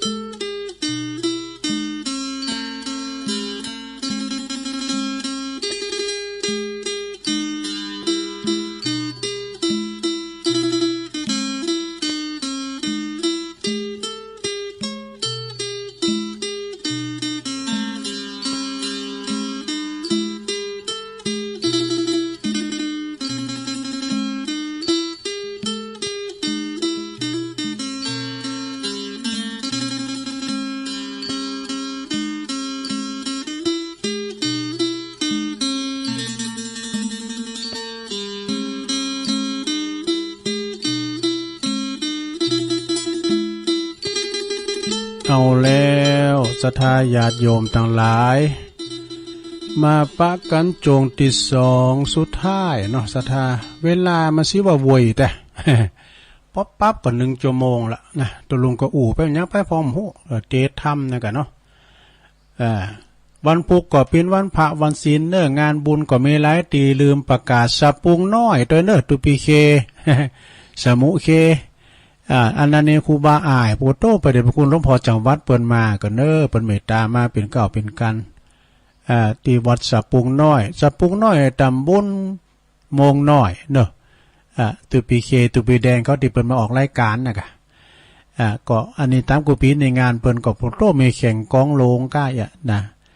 แล้วก็วัดตาตุมเตเนอวันนี้เปิ้นก็ห่างก็ด่ากันโดยวัดตาตุมก็หลายปีกนี่นะพระครูอาจารย์วัดพิสุทธิ์เนาะต่างงานสตาตาตุมก่อนนักปลงวัดใจพลเขาเนี่ยลงวัด เจอเคยกันดิหรอแล้วก็ไปตั้งวัดวัดปูนบ้านหงพระเจ้าสะเลมวานหลายตีวัดดอนจืนเนี่ยดอนจืนในตุลุงก็จะไปที่นี่กับดอนจืนมันตำบลเดียวกันเนาะแล้วก็พบกับทีมงาน PS Sound เพิ่นก็จะมีสืบจัดตาหลงแล้วก็จะมีซอหึงฟังทรงน้ำตลอดวันวัดป่าล้านเหนือเด้อท่านพระครูปิยะศิลวิเชียร หลายตีหลายตั้งเนาะก็เริ่มจัดงานกันแล้วศรัทธาญาติโยมทั้งหลายนะเจ้าลืมประกาศไปของปบุญศรีเนี่ยพี่น้องตั้งแม่อายฟังนี่เนาะวันที่11เนาะ11เดือนเนี่ยกันเนาะมิถุนายนเนี่ยก็คือเปิ้นจะมีงานทรงน้ำเพิ่นจะมีงานทรงน้ำวันที่14กันเนาะ14ก็เดือนเก่าปิงพอดีวัดห้องหาโลงเนาะวัดห้องหาโลงนี่เปิ้นก็จะมีทรงน้ำพระธาตุเริ่มตั้งแต่11 12 13 14ดูโหวัดมี40วัดเกินนะดูศรัทธาญาติโยมทั้งหลายกลางคืนก็จะมีวงดนตรีบ่ดูนี่แล้วก็มีแข่งบอกไฟดอกด้วยเนาะบอกไฟดอกนี่ก็รางวัลที่1 2 ปันที่2ปัน5ที่3 1 ปันแล้วก็ชมเชยก็แต่ก็ได้อยู่500 ชมเชย500นะอันนี้ก็ตั้งปอบุญศรีญาณะฝากประกาศมาเน้อพี่น้องห้องหาบ้านในหงโยนค่ะนะก็ไปปุ้นวันเดินบันปิงบ่เดินเก่าปิงเนาะอันนี้ก็ประกาศไว้ซะดาเจ้าลืมประกาศในเพิ่นไปแล้วก็ข่าวสารทั้งบุญทั้งหลายนี่ก็วันพัดกันเด้ออันนี้ก็ประกาศโดนแม่นได้นะสดาญาติโยมหลายประกาศโดน เอานี่วามกำสดาญาติโยมหลายเฮาหือกินหือตานตึงมือตึงวันนี่หือยั้งกำลังหือเข่านี่ชื่อว่าหือกำลังอกกำลังใจพละกำลังแข็งแรงเข่าน้ำปูจันอาหารนี่อาหารร่างกายดูนะธรรมะนี่ก็อาหารตั้งใจศรัทธาญาติโยมทั้งหลายไผจะไปกายเข่าไปเบื่อเข่านะลงนู่หือเข่าหือน้ำเป็นต้านนี่หือกำลังนะหือผ้านุ่งห่มเครื่องนุ่งห่มนี่หือผิวพรรณวันนะจือว่าหือผิวพรรณวันนะผิวพรรณวันนะดีนะพูดที่หือยานนี่อย่างปนหน่อยบุญปันเขาในเป็นจังตาลแคบเหมือนตุลยานนี่เนาะรองเท้า หลายๆทานที่ไปเคยตานนะเพื่อว่าหือความสุขก็แต้กันออกบทโต้กันมีแคบกันมีรองเท้าในเตี้ยวไปละบทโต้เจอลูกลังในอย่างแย่นะไปที่ไหนโกน้ำปักตีนแล้วก็ผู้ที่หือปฏิบเตนไฟนะตานเตนไฟก็ตานหลอดไฟก็เห็นบ่เป็นว่าเป็นการหือปฏิบหือตาใสเปล่งแจ้งจักษุให้จักษุตาใสเปล่งแจ้งนะแล้วก็ผู้หือของชอบใจยอมได้ของชอบใจเนอะสดาของปานิดบรรจงนะสดาญาโยมทั้งหลายเอาตานอันใดจักใดอันนั้นก็เดี๋ยวก็ลองฟังนิทานเนี่ยมันก็ขอทาเหมือนกันนะเอาพึงชนะความคนที่ขี้โกรธโดยหอมโกรธต่อไปนะเดี๋ยวกันเด้อสหายกันเด้อนิทานธรรมชาดกนี่ก็เอาเรื่องนี้ก่อนเนาะตูเจ้าจะแปดเต็ดก็ไม่วะนะเรื่องพระภิกษุตัดต้นไม้นะคือมีเรื่องเราให้ฟังว่ามีตูเจ้าต้นหนึ่งอยู่เมืองอยู่ปุ่นเจ้าเมืองอาลาวีต้นหนึ่งนะกุฏิก็มีวะหลวงเอ้ย กำมุยกำขวานเข้าป่าไปจะสร้างกุฏิจะไปเต็ดไม้ในป่าซอเอาที่สอบใจโอ้ไปหันตุนนั้นบทมันเล่ามันงามดีนะสอบอกสอบใจได้แต่ก็กะว่าจะเต็ดเอาไม้เนี่ยไปแปลงเสาก็แปลงอย่างกันนะแปลงกุฏินะโอ้ปรากฏว่ามันมีเทวดาแม่ลูกอ่อนวะ เทวดาก็ไม่รู้กันเนาะมีเทวดาลูกอ่อนลงนะอยู่หันตุนหนึ่งเกิดอยู่ที่ต้นไม้ต้นนั้นนะแล้วก็อุ้มลูกมาวะเทวดาตัวนั้นมาอ่อนวอนวะมาอ่อนวอนขออย่าไปตัดวิมานของข้าพเจ้าเลยท่านสาธุเจ้านะพระคุณเจ้าผู้เจริญนี่กันเนาะขอความเมตตาจะไปตัดวิมานของข้าพเจ้าเลยข้าพเจ้าในสิงสถิตอยู่ในนี้มาแต่หึงเมื่อนานละลูกก็น้อยอยู่นะมันเป็นสวรรค์เป็นวิมานของข้าพเจ้าเนี่ยเป็นว่าลูกขะเทวดาเนาะข้าพเจ้าก็บอกฮู้จักกันว่าทันแต้ได้แล้วก็ข้าพเจ้าก็จะบอกฮู้จักจะไปอยู่ที่ไหนจะอุ้มลูกอ่อนน้อยเนี่ยนะเลลอนไปใดตั้งใดเนี่ยมันไม่มีที่ไหนเนี่ยแต่ตัวเจ้าองค์นั้นก็ตอบว่าก็เฮาจับไม้ตัวนี้มันงามจะไปเป็นเสาว่าเฮาดึงแต่แต้ตัวเนี้ยไอ้นะก็ฟังว่าแล้วก็มันเมื่อเฟ้อต่อกำอ่อนวอนนะเทวดาก็คิดว่าถ้าอย่างนั้นนี่เฮาหันว่ามันได้การแต่จะเอาทานโลกของเฮานี่นะเฮาจะเอาทานโลกของเฮาเนี่ยไปไหว้ที่บุญตุนไม้หันเผื่อว่าตัวเจ้านี่จะสงสารของอีว่าว่าสวาตัวเจ้านี่จะมีความสงสารลูกของเฮาของไอ้นะเอาลูกของโตไปวางไว้ที่งามไม้กิ่งไม้ว่ะโอ้ตัวเจ้าต้นนั้นก็ว่าพอดีบังเอิญเนาะเปิ้นยกขวานแล้วเนาะจะฟันเลยเนาะฟันก็เข้าไปกะตัวเจ้าตัวนั้นก็ยกขวานขึ้นแล้วก็ฟันมันย่างบัดแต้นคือมันยุดแต้นไปฟันใส่แขนลูกของเทวดาขาดไปว่านานไปฟันดูแขนละอ่อนว่ะละอ่อนก็ให้ไว้เนาะมันเป็นเทวดาโดดเป็นเทวดาลูกมันให้โหยโอ้เทวดาตัวปิ้นแม่เนี่ยก็โคตรเต็มที่นะมีความโคตรติ้มตีหักลูกปานดวงใจสัมเปิมาเต็ดแขนให้แขนกอดไปเนาะก็คิดว่าถ้าเขาจะขาตัวเจ้าตัวนี้นะแต่ว่าตัวเจ้าตัวนี้คือมีศีลบริสุทธิ์ว่ะนะถ้าเขาขาตัวเจ้าตัวนี้เป็นมีศีลบริสุทธิ์เขาก็จักไปตกหมอนหกว่ะ ส่วนเทวดาอื่นๆก็เหมือนกันเนอะจะไปเต็ดก็กลัวว่าเปิ้นจะทำลายตัวเจ้านั่นนะเป็นไรบอกว่าจะไปเย็นเนี่ยปอนเป็นมีศีลนี่ว่ะมันก็ใจดีแต่เนาะเทวดาตัวนี้ก็ขนาดลูกโตกับเปิ้นฟันด้วยแขนกอดก็ยังมาแปลงใจดีอยู่ก็เพราะว่าการเปิ้นจะฆ่าก็ได้นะถ้าจะฆ่าก็ง่ายเหมือนพลิกมือเป็นหลังมือแต่ว่าเปิ้นเยเพราะว่าตัวเจ้าตัวนี้มีศีลก็ไล่ไปบอกให้เทวดาลูกค้าเทวดาทั้งหลายจะไปเย็นเปิ้นเนยนะเฮาจะไปปัดทงถึงครูบาอาจารย์เปิ้นบุญให้นะปรากฏว่าอุ้มลูกน้อยห้อยข้างนะไปตีอาจารย์เปิ้นก็คือไผก็คือพระพุทธเจ้านะจึงไปกราบทูลพระพุทธเจ้าให้ทรงทราบพระพุทธเจ้าก็จึงตรัสว่าสาธุดีแล้วว่าดีอย่างไรดีเทวดานี่เปิ้นบ่โคตรตอบนะหมายความว่าการตีเทวดาห้ามบ่คือโคตรใดนั่นนี่ก็คือเหมือนกับห้ามที่เฮาวิ่งลงดอยเฮาห้ามใดนะดีแต่เนอเทวดาเฮ้ยตรัสอย่างนี้แล้วเทวดาดุนนั้นก็สำเร็จเป็นโสดาปัตติผลว่าหั่นแล้วก็ยืนร้องไห้แล้วบอกเทวดานี่ยืนร้องไห้พระพุทธเจ้าก็จึงตรัสถามไปว่าร้องไห้ยะท่านเหมาะนี่นะเทวดาก็เลยกราบทูลว่าวิมานของคำมนของหม่อมชั้นเนี่ยบ่มีแล้วนะว่ามีตีอยู่แล้วจะไปอยู่ที่ไหนนะพระพุทธเจ้าจึงตรัสว่า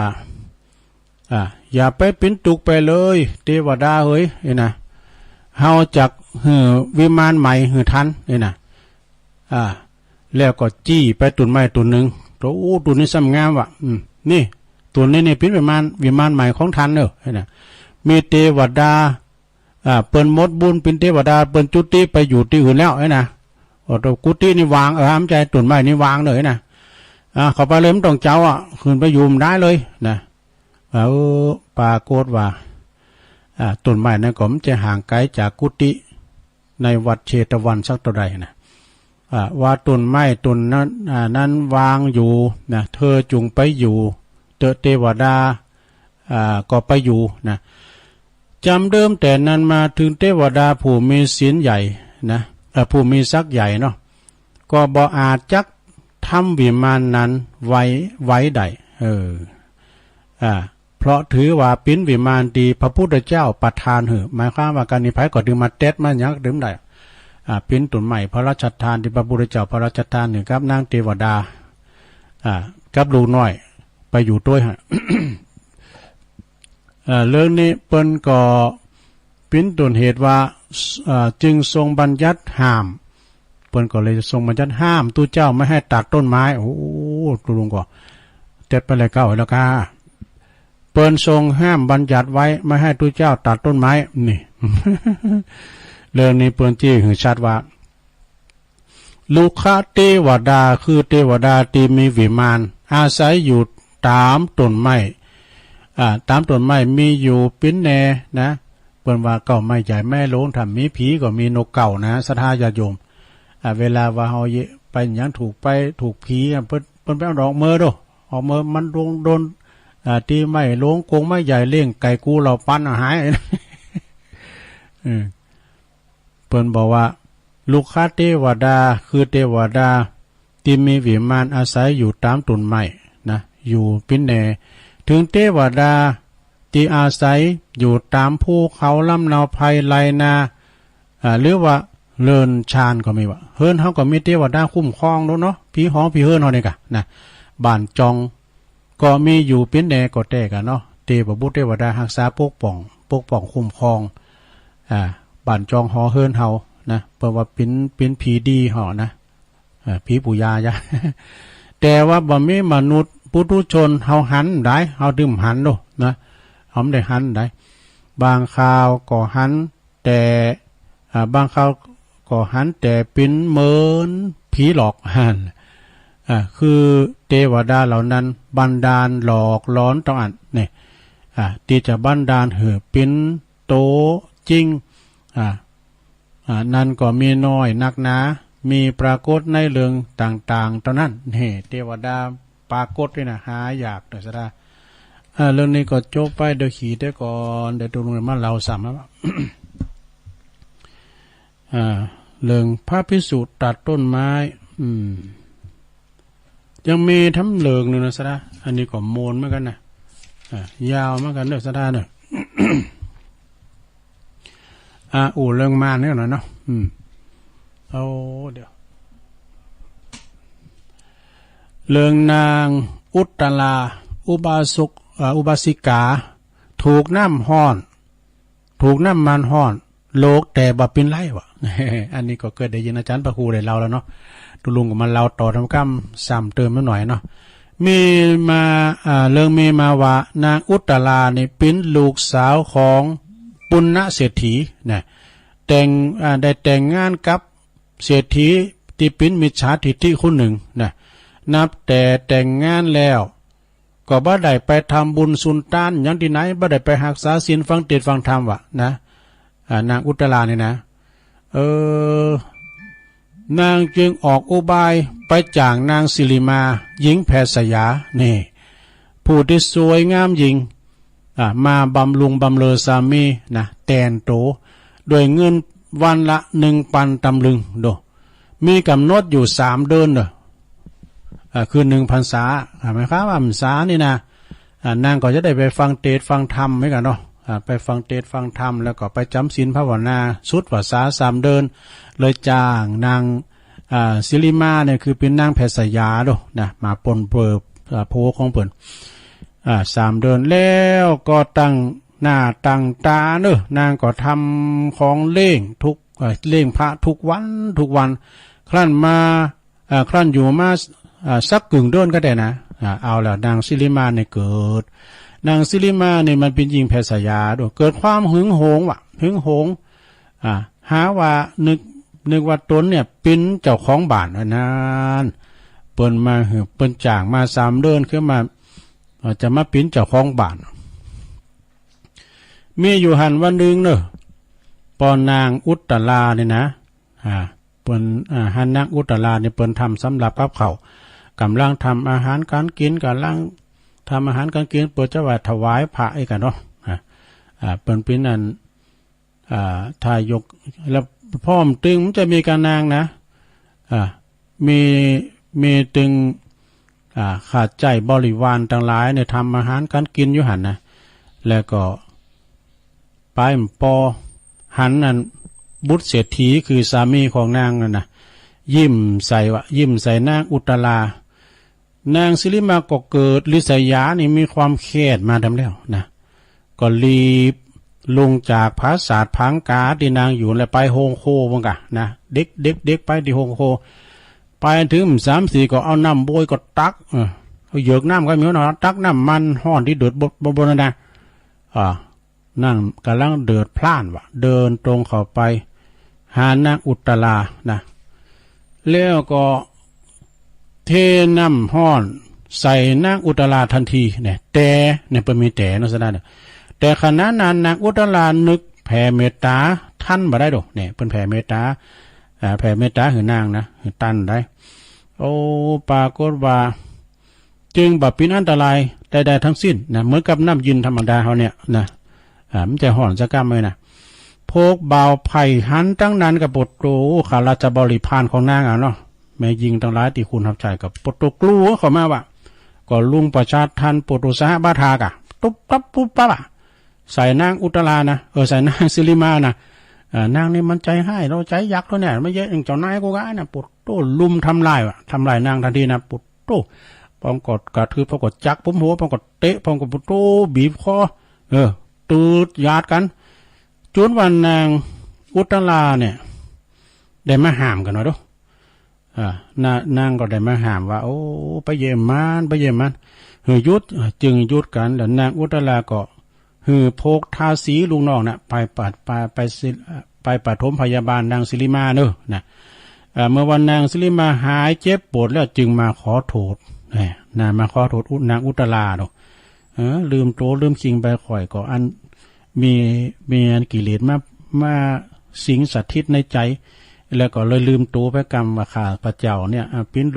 ลูกจ่างแล้วก็ขึ้นมาอุปพี่ว่าจะปิ้นเจ้าของบ้าน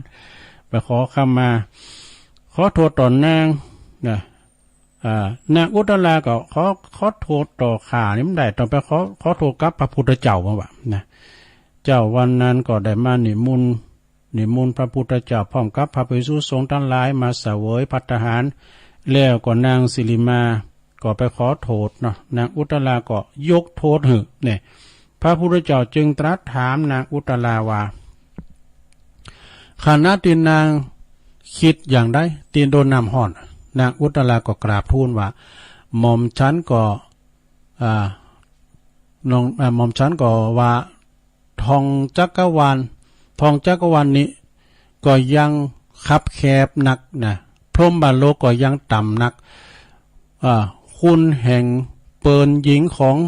เฮาผู้นี้นะมีมากมายว่ะเพราะเฮาได้อาศัยเขาจึงได้มาทำบุญหือตานนางก็ขึ้นว่ากำได้เขาก็ไม่ได้มาทำบุญหือตานทางวัดหมอกนางมีใจแผ่เมตตาเนาะกันมีเปิลเนี่ยเฮาก็ไม่ได้มาทำบุญหือตานมาตักบาตรญาติโปกมาฟังน้ำฟังธรรมเฮาก็ตึงบักโกรธเขาเนี่ยตึงบักโกรธเขาจุงหือน้ำมันที่โลกเฮาเนี่ยนะแล้วก็ถ้าบักโกรธน้ำมันนั้นก็โลกมามันก็ยินนะแต่เฮาโกรธมันก็จะฮ้อนได้กันเนาะขอจงหือนางสิริมาเป็นสุขเถิดเปิ้นแผ่เมตตาดูขอนางสิริมาจงเป็นสุขดังนี้พระเจ้าข้าเนาะพระพุทธเจ้าจึงตรัสว่าดีแล้วสาธุดีแล้วอุตตลาบุคคลควรชนะความโกรธอย่างนี้นะก็เพราะขึ้นชื่อว่าคนโกรธควรชนะโดยความบักโกรธนี่ผู้ที่ด่าว่าเฮาก็ควรที่ชนะเขาโดยการที่บ่ด่าตอบความผู้ที่คุณกิจิธนีต่อเฮาควรชนะโดยการหือปันว่าผู้ที่กล่าวเท็จกิจจุเฮาเนี่ยเฮาควรจะชนะโดยความโดยการกล่าวจริงนะ พอตัดอย่างนี้แล้วจบนางสิริมากับอันบริวารถึง500เนี่ยก็ได้ตั้งอยู่ในโสดาปฏิผลนี่เรื่องนี้จริงหันว่าควรชนะความโกรธด้วยความไม่โกรธตอบควรชนะคนไม่ดีด้วยความดีตอบควรชนะคนตรณีด้วยการให้ปันนะควรชนะคนอู่บัดจริงโดยการอู่จริงจบสดาญาโยมทั้งหลายจบไปทำเรื่องหนึ่งแล้วสดาญาโยมทั้งหลายนางสิริมากับนางอุตลานะเป็นเจ้าหนี้กันเจ้ากรรมนายเวรเนี่ยนะสดาเนาะ จองล่างจองพันกันมาก็หมายความว่าถ้าวันนางพระแผ่เมตตานางก็คงจะโดนนำหอนโลกเนาะนางก็ฮู้ว่านางไพ่จะมานางก็แผ่เมตตานางสิริมานะเอาน้ำห้อนเขานี่เป็นน้ำยินว่ะถ้าอย่างน้ำตูยินนะจ๊ะ อันนี้ก็เราสู่กันฟังเด้อสาธุญาติโยมทั้งหลายแล้วก็วันพุกนี่ก็ตุลุงก็จะได้เสาะทำมาตีแถมพวกนี้มีงานเนี่ยตุลุงก็ไปช่วยงานที่วัดดอนชื่นแต่ว่าเปิ้นก็ไม่ใช่วันคำถึงก่อน3 โมงนี่ตุลุงก็คงมาถึงแล้วเนาะมาอู่มาจ้านะมาเสาะทำมาตีคืนนี้ก็อย่าทำการบ้านไว้เนาะไว้พุก พุกกับวันศีลเด้อเนอศรัทธาญาติโยมทั้งหลายไปวัดไปว่าซึ่งก็มีงานบุญหลายตีที่เปิ้นจะมีงานกันเนาะก็ไก่ที่ไหนก็ไปที่หันเตอะเนาะศรัทธาญาติโยมทั้งหลายเพราะว่าข่าวสารงานบุญต่างหลายนี่ตุลุงก็จะได้ประกาศชงตอนเจ้าก็มีนักอยู่นะเปิ้นก็เปิดวัดเปิดการทำบุญกันแต่ว่าจะไปประมาทเด้อศรัทธาเนาะอยู่ระยะห่างกันก็ล้างมือโดยเจลก็จะไปประมาทขนาดด้านลาก็ยังตายหั่นนะไผตุก็สุริยาชินพันธ์นี่พระเอกเก่านะสุริยาชินพันธ์นี่ตกอับกำนึงนะก่อนนะเปิ้นออกข่าวไปขายรองเท้ามือสองตามงานต่างๆนะขายรองเท้ามือสองตามงานต่างๆเดี๋ยวกันเนอสถานเนอก็เปิ้นเสียชีวิตโดยโควิดวะนะเปิ้นเล่าฟังอันนี้ก็ฟังจากอันเฟซมันเจ้าบาแม่หมอสุมาลีกะเจ้าแม่หมอสุมาลีปองแก้วมึงฟังนิทานท่านเจ้ามีคติแต่กะมันก็กู้มาเนาะอันอยู่มึงฟังแล้วแม่เนาะเจ้าฟังครูบามีสุขภาพแข็งแรงเนอะขอบคุณหลายๆอายุมั่นขวัญยืนเจ้าโยมฟังเทศน์ถึงวันเนอะดีละเหลือผู้ก็มาอยู่เนอะเจ้าไหว้สาผู้บาแม่หมอสุมาลีสาธุแต่ไปห้องตุลุงเป็นครูบาเนอะตุลุงก็เป็นตุลุงธรรมดาเนี่ยนะมียศตำแหน่งมีตำแหน่งใดๆก็ตุลุงเฝ้าวัดนะอย่างเจ๊ประว่าเป็นกำลังใจให้คนเท่าเฝ้าดอยด้วยลำจะได้ไปไหนมีกำพุกในการได้ไปดอนจืนได้เนาะแล้วก็ไปบันปางก็โพสมาตึกบันปางกันเนาะแล้ววันนี้ก็ไปลืมเด้อสดาไปแอวการแอวงานหลายตีนะนำดิบโลงนี่เป็นมีงานหลายอย่างนะเดี๋ยวกันเด้อเดี๋ยวมาหลายอย่างดูสลาลายก็มาเนี่ยลายในตอมได้เจริญปอนมาสการผู้ลุงแม่ทองกะฟังอยู่นะเจ้าแม่ทองเนาะแม่ทองจ้ะแม่ทองสันป่าแดงเนาะลืมเจ้าสันป่าแดงอายุเนี่ยก็แล้วมาฟังหน่อยนะทำก่อม่วนนะแต่ลุงจ้ะอันเรื่องอันนี้กระต่ายตื่นตุ้มก่อม่วนเนาะกระต่ายตื่นตุ้มเป็นกำลังใจผู้ลุงเด้อขอบคุณแม่ทองเด้อสันป่าแดงเนาะสาธุพูกมาอยู่เนาะพุกบ่าย 3ก็ป้ากันอยู่เนาะบึดก็วันนี้วันจันทร์ก็ฟังตุลุงดอยเขากันเนาะเมื่อคืนนะตุลุงดอยหรือว่าอาจารย์มหาเสาแก้วอันนี้มันได้เด้อสาธาเด้อตุลุงก็มันมีเนี่ย โทรสายตรงอ่ะเนาะแม่บุญเรือง089 955 6506แต่ขึ้นแล้วก็ฟังครูบาอาจารย์ถึง3ตุนปุดโตแน่นอกแน่นใจอาจารย์วรรณชัยชยานันโทพุทธศรีคีรีจอมตองบรรพครูสาธิตสารคุณเจ้าคณะตำบลนำดิบวัดน้องผาขาวท่านพระครูกัลยาณปราโมทวัดม่อนห้วยแก้วนะตุนได้ตุนหนึ่งก็ถึงเหลือกินอันนี้มา3ตุนกันนะสะดามคืออะไรนะเนาะก็ฟังกันเนาะอย่างอาจารย์วรรณชัยเปิ้นอูได้วันคำนะไม่มีซ้ำนะมีเซลคลิปเนี่ยสักอย่างตัวลงในกันมินิทานเนี่ยมีตัวจอยลง มีเตทำไว้นะก็คืดพอการสระลองคืดพอแล้วเอาการบ้านนางอู่ก็เดิน2 ชั่วโมงอ่ะมันต้องมีตัวจอยพอนอสระเนาะเอาทำมาเตะพองก้ามช้างก้ายนะอย่างบางตุนบางองค์เนี่ยโตเปิ้นอู่ใดไปเปิงกาปดโตอู่ไปมะตัวลุงก่อนสำเร็จก็มีกำตึกกำเต่าก็เขาก็เอาทำมาเตะพองนะหรือว่าเอานิทานทำชาดกมาเราสู่จู้กันฟังถึงเวลาตัวลุงก็เปิดสายเปลี่ยนบรรยากาศเนาะช่วยกันจัดกะนะช่วยกันจัดอยู่ที่ไหนก็โทรกันมาไอ้นี่นะเดี๋ยวนี้ก็เปลี่ยนบรรยากาศเนาะ089 955 6506ตัวลุงก็จะตึกใช้สักตะฮือถ้าเปิ้นมีการโทรหลายตัวลุงก็จะออกก่อนรายการบอกเจ๊ๆล่ะเจ๊ๆเดี๋ยวเริ่มเตรียมส่งงานเนาะเจ๊ๆดู ก็เดี๋ยวต่อจากตุลุงนี่ก็จะเป็นผู้หมดชัยพรว่านี่ก็ฟังเปิ้นนะกะฟังผู้หมดชัยพรเจริญพรเจ้ากำลังใจเล่นยมบวกกรรมเนาะรอบ2รอบ2แล้วได้รอบ2ได้ดิมด้วยกันมีรอบ2ก็เดี๋ยวตุลุงออกรายการก่อนเดี๋ยวส่งงานให้ทันวันตอนมันกำตึกแล้วแต่ว่านี่ก็คือผู้หมดเต้นไปเลยเจริญปอนเจ้าไว้จัดเจ้าทนานยมให้ฟังดูแม่บัวพัดแม่บัวพัดกุหลันเนาะแห่ที่ไหนแห่จันทรีสุมาเด้อโอ้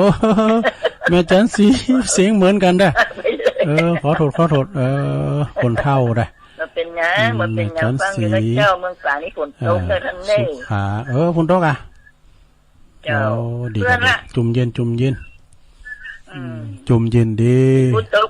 ที่ฝนตกเจ้าคือเหล่านี้ตกได้ไหมคือเหล่านี้ตกแต่เมื่อวานนี่แดดกลางวันนี่มีเด้อมีแดดจะแหล่แล้วตอนนี้นะเท่าฮ้อนขอบคุณแม่จันทรีเนอะสุขาเนาะฝางแจงหัวลินเนาะเจริญปอนเดี๋ยวไปหาเจ้าลุงแม่หลงเจ้าอีกาแม่หลงสายฝนมาแล้วตั้งกับเจ้าแล้วดีกะน้องผักขาวขอบคุณกำลังใจลุงเจ้าขอบคุณหลายๆเนอะสาธุกราบไปหาเจ้าการเปิ้นโทรมาก็ตุลุงก็ฮับไปเลยเพราะว่าตุลุงก็ตอนเดียวก็ตุลุงก็ไปแต่ไปฮดน้ำดอกอยู่นะมันขึ้นแล้วฝนตกปอไหลไปก่อนน้ำก็ขึ้นปอไหลอยู่นี่ดอกขึ้นเหี่ยวนี่นะก็ต้องใส่น้ำไว้หน่อยหนึ่งเนาะวันนี้ก็วันจันทร์วันการก็เป็นภาระหน้าที่ของตุลุงแต่ก็วันพุธพัดศุกร์ก็ท่านอาจารย์พระครูอภิวัฒนวิกรมนะอันนี้เป็นรายการตอนบ่ายตอนแรงขอบคุณทางครูบาอาจารย์ที่บรรทวายเวลาเนอะมันให้มันดีนี่มันไปมีให้มันได้บทแผ่เมืองฝางกว่าเนี่ยนะแม่อันปุนล้อแม่แจ่มแล้วเนาะเจริญปอนไหว้สาเจ้าลุงแม่อมรเนาะนี่เบอร์ไม่ไหลนี่ไม่ไหลฟังกันนี่เนอะดีกะไม่ไหลตัว5-6 คน7 คนเงินเป็ดตอมก็ฮะนะเยอะก็ฮะดีการกะตัดหอมว่ะเจ้าดีกะเจ้าตัดหอมไม่ได้10-20 กิโลตุลุงเอ๋ยพอดีอยู่ก็มันก็เจ้าดีอยู่ฟังตั้งแต่เจ้ามาแล้วเด้อขอบคุณแม่อมรหลายๆเด้อแม่ไหลเขานะแม่ไหลแม่น้องแม่สมแม่ยาแม่กันยาเพิ่นก็ฟังตลอดมันสวดวันค่ำว่ะนะครับเจ้าดีแล้วโธ่ เจ้าแม่กัญญานี่เพิ่นมาแอว อยู่ด้วยกันนี่4-5 คนก็ฟังตุลุงเนี่ยจ้ะวันทุกจะการฟังหมูเลยจะเมื่อวินีโอ้มันเป็นยังแหละไปกว่าวินีผู้หน้าหนองมาจับผู้หน้าผู้กับสันทรายว่าตุลุงโอ้คุณตุลุงเคยไปกะไปน้องเคยไปกันแหละเคยไปตัวหลวงพ่อเป็นจะร้องกันมนว่าตู้พี่ก็โยนไปตัวอ่ะไปนอกไปแต่เปิ้นกับไปเป็นยังโธ่จะได้สิเจ้า7 โมงครึ่งจะไปละอีดอกไปเหมือนกันเนาะเจ้าอ้าวขอบคุณแม่อมรเนอร์แม่ไลคอนเนอร์คณะเนอร์เจ้าไหว้สาเจ้าสายตั้งผงเป้าในท่านนะผงเป้าจอมตองนะบันตังดอยแก้วตังศพเตี้ยนะบันโลงกาเต้นคำกันเนี่ยตอนนี้ก็ฟังกันจะลายเนอะพดไปตังงานเนี่ยก็เนี่ยตาลูกวังป่านเนี่ยเนาะไปตังตูปีบอยซูเปอร์บอยครับพวกน่ะตังปุ่นก็ท้าได้ยินอยู่ก็นอกตังจอมตองเนี่ยคืนไปตังครูบาแก้วด้วยตูปีแก้วนะวัดสันติวนารามตังปุ่นเนี่ยเขาหล่ะเนี่ยตุลุงไปจวยงานซบครูบาอยู่ด้านนั้นลองฟังวิดีโอได้ยินจัดถีเนอะได้ยินชัดเจนเนี่ยมันไก่อันจอมต้องเนาะขามปิงมาอันนั้นฝั่งละปูนฝั่งด้านละปูนบนเนาะขอบคุณแม่อมรด้วยเนอะท่าโดยครั้งพี่น้องตามเมืองฟังเราว่าจะได้โทรกันมาเนอะ0899556506วันเสาร์เนี่ยตุลุงจำได้จัดรายการเนอะเจ้านะเพราะว่าตุลุงต้องไปนอนที่วัดบันปางนะบอกไว้ก่อนเนอะเจ้าบุนะเมื่อเจ้าตี 3เนี่ยจะได้ฝากรายการคืนรายการอาจารย์พระครูเจ้าเดียวมได้วันเสาร์เพราะว่าจะต้องไปนอนข้างที่วัดบ้านปางงานสงน้ำอธิธาตุของครูบาเจ้าสรีวิชัยโยตุลุงก็เอาอันสปอร์ตมาเปิดบนเน็ตเลยสปอร์ตปนนะตุลุงมาเปิดพอก็อันมันเสียงมันแหลมเจริญปอนมาสักการเจ้าท่านพระครูแม่ยังแม่แหลงเจ้าเพื่อแม่นายแม่นิ้วแม่แหลงเนาะฟังนิทานกับม่วนฟังธรรมกับม่วนโอ้ขอบคุณเลยแม่แหลงแม่นิ้วฟังถึงวันแต่คืนก็ไม่ได้ฟังตุลุงสักกามมันขึ้นแล้วนี่มันอันท่านหลวงพ่อกะขึ้นแล้วนี่อันครูบาอาจารย์หมอมาแต่คืนตุลุงหมอมาตุลุงเห็นไหมวันพัดฝนตกเหรอฝนมาตกนะมันชอบเป็นยังว่าฝนตกฮะก่อนพี่ย้ำมันตกควายนะมันตกพี่หย่อมแรงมันฝนมาตกมันมืดที่ไหนก็บอกโอ้นอนก็ไม่ได้หรือไม่ได้รับมันห้อนนะเหมือนกันตอนเนี้ยเปิดพัดลมฝนตกอีกตกเหมือนกันเนี่ยสาธุนะเจ้ากำลังใจเนอะขอบคุณแม่นิวเนอะสาธุบุญรักษาเนอะไปไหนไปได้กุกะนาโมนี่พี่ยังอ่ะไปตามสัจธรรมแม่เนอะอดเอาเนอะอดเอา80 ปีแล้วเนาะดีเลยกัน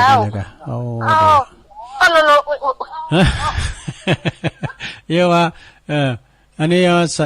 สัจธรรมเลยได้ใส่อันนี้ก็ตามบทบาทขอบคุณแม่นิวเนอะเจริญปอนไหวสาเจ้าตุลุงยองเจริญพรแม่อยู่ไหนแม่มาลิวันพี่ของานเนี่ยเจ้าบันคายมาแล้วมะลิวันบันคายมาแล้วพี่เคาะงานกะโทรมาน้ำเมืองสบายดีกะเจ้าสบายดีงานแม่อายเนาะกับโต๊ะฮ้อนก็ฮ้อนนี่บันคายน่ากันมันกันได้ไหมเหมือนกันตอนนี้ก่อนโต๊ะมันถึงคิวมันนะจ๊ะเจ้าคนโต๊ะเจ้าบันคายเปิ้นมีงานประเพณีกันไหมบะมีเจ้ามาที่กันรอเดือน8ปีเต่าเดียวกันอ่ะ8 ปิ้งมันก็น่ะวัดพระธาตุน้อยตีตุลุงอยู่กับ8 ปิ้งนั่นน่ะเจ้าก็เก่าปิ้งก็ไปนี่ก็ไปห้องหาเด้อห้องหาอาจารย์วิชัยเขาพระครูก็ไปกันแล้วเจ้าน่ากันโธ่วัดเปิ้นก็งามตุลุงได้ไปมื้อนำก่อนเนี่ยเมินแล้วได้ไปห้อง5เนี่ยคนนั้นนี่นักบ่เนาะคนยองนักคนยองหลายเด้อบ่เล่งเสียงคงยองเขาเนี่ยคนยองหลายอยู่พี่น้องกันทั้งหมดตุลุงมาก่อนเนาะอย่านำเมืองเขาเนี่ยมันเตะกันเฮ้ยมันได้ไปหรอตัดกันจ้าเจ้ามันเตะกันได้ไปว่าเพิ่นจะร้องกะค่อยไปเพิ่นจะร้องก่อนขอบคุณแม่มาริวันขอบคุณหลายๆเด้อเจ้าดีหลาย เบอร์ถีมาเขาละเฮ้ยอีนี่มันย่างเด้อเอาเปิ้นโทรว่าเนาะเจริญปอนแต่วันสักเจ้าทุลุงฟังอย่างเนอะแม่สายทองยาแก้วอันนี้เป็นอยู่ได้โทรกรามพอมีแข่งมาแอวพี่นันไว้ก็ไม่มาลีมาแอวหาเจ้าได้ปะกันมึนล่ะพี่นันไว้แม่มาลีพ่อจานพี่นันไว้ภรรยาเนาะผู้ช่วยเนาะผู้ช่วยตั้งแม่บุญทวีตาอ้อนเขาเบอร์น้ำได้บ่เนาะแม่บุญทวีตาอ้อนบุญทวีเนี่ยพ่อมันเห็นไม่กล้าข้าวต้มเนอะมันหอมข้าวต้มขายม่วนพ่อประตังแม่แก้วครับปูนเรามาคงนะแก้วเราคงแก้วอันจำรัดในกับเจ้าไปกันนะจ๊ะตั้งอันอุ้ยนางคายเฮ็ดแถมเนาะอุ้ยนางคายเฮ็ดแถมเจ้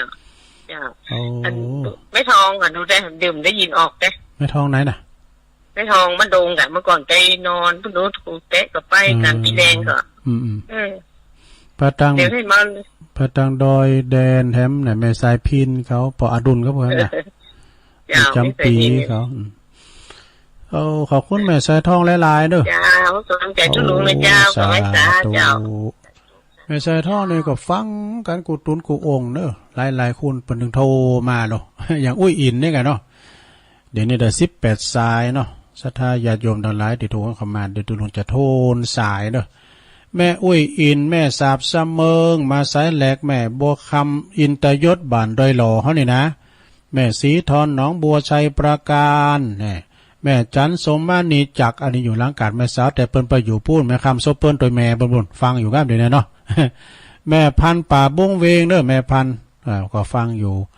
พี่น้องบ้านไฮดุงเด้อตำบลลำดิบนี่แล้วก็ลุงนานจันพี่นานจันนี่ก็พี่นานซิกใหม่อันนี้น้องเขียดหนึ่งวันนั้นก็เปิ้นมาถวายเพลตุลุงตึงท่านนายกนิกรเขาเนาะถึงขอบโคเปิ้นแม่ชีกันธนีเวงป่าเป่าเนอะแล้วก็ปอบุญมีเมืองกลางอันนี้ทรงแรกได้เก่าสายนะแล้วก็ทรงที่สองก็มีแม่สุมาแม่ครูแม่หมอสุมาลีเนอะฟองแก้วฝางแล้วก็มีแม่ทองสันป่าแดงฝางเนาะแม่โบคำรอบสองแม่จันสีสุขาแจงโฮลินฝางเนาะแม่นก็แล้วก็แม่หลงสายฝนจันกุณะน้องผาขาวหลายปีกันเด้อแม่อามรทาดอยครั่งทาดอยครั้งนี่ก็ฟังกันหลายแม่นไหลเขาก็ฟังก็หาเนาะ ทาดอยครั้งนี่ตุลุงก็ได้ไปก่อนหูจักกับตุลุงแก้วนะพระครูแก้วเปิ้นเป็นประธานอบตก่อนตุลุงไปเข้ากำปุ่นเข้ากำไหนตุปุ่นห้วยเดือก็หาเนาะโธ่สมัยนั้นกำลังเข้าสู่วงการโคศกใหม่พระครูโกศลวรการเนี่ยหลวงพ่อเป็นเจ้าคณะตำบลสวดเก่งนั่นนะทำมาจักโธ่แล้วก็ร้ายกะตอนนั้นวัดห้วยเดือเนาะไปทำกับเป็นแม่เล็กเนาะบ้านแม่เล็ก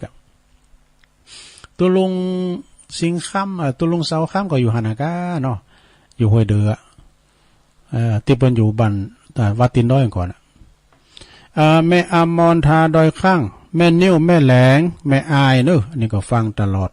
แม่จีโนจีจมก็ฟังอยู่ก็แม่มะลิวันพี่ข้องานบ้านคายเนอะ